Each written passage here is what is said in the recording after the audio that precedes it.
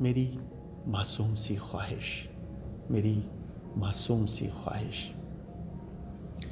मेरे पापा ने बोला था, अगर तू पास होगा जो कहेगा वो दिलाऊंगा, और मैं पास होता हूँ। तो पापा को दिलाया याद वो वादा। वो बोले, याद है मुझको, बता क्या चाहिए तुझको। मेरी मासूम सी ख्वाहिश।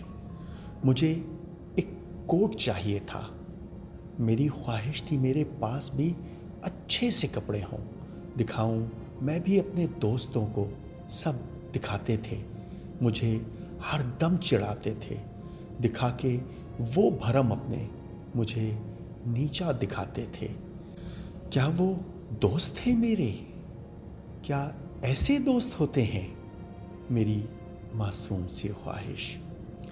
पापा ने कहा मुझसे, चलो बाजार जाते हैं। क्यों पापा? कहा मैंने। वो बोले, कोट लाते हैं, तुम्हारी कामयाबी का जश्न हम सब मनाते हैं।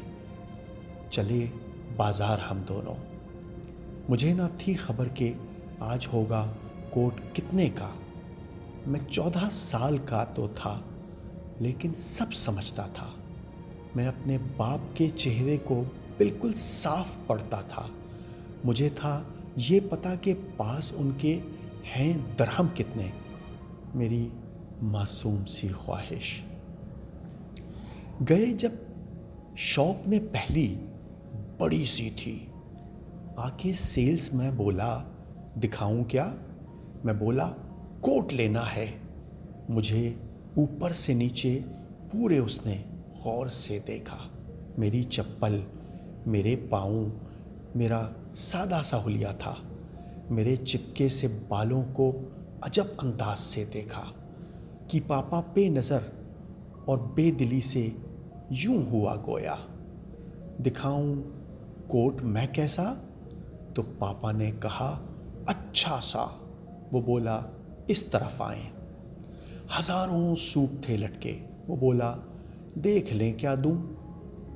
मैं आगे को बढ़ा और टंगे एक कोट को देखा।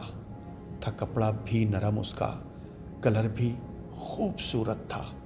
वो था जिस हैंगर में साथ उसके टैग लटका था वो कोट 200 का।